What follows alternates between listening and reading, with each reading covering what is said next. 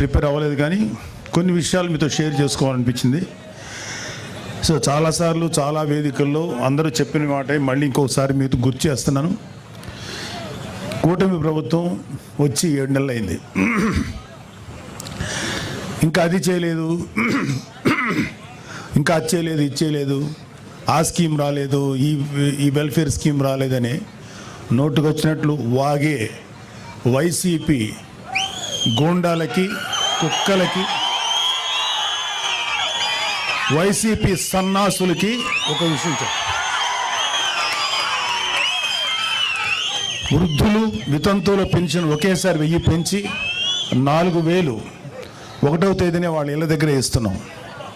దివ్యాంగులకి రెట్టింపు పెన్షన్ అందిస్తున్నాం. ప్రతి నెల 64 లక్షల మంది పెన్షన్దారులకు పెన్షన్ ఇవ్వడానికి దాదాపు 20,537 కోట్లు కూటమి ప్రభుత్వం ఖర్చు చేస్తుంది. ఏడాదికి 33,000 కోట్లు. 5 ఏళ్లలో 1.60 lakh crores పెన్షన్స్ కోసం ఖర్చు చేస్తుంది. ఇది దేశంలోనే ఒక పెద్ద రికార్డు.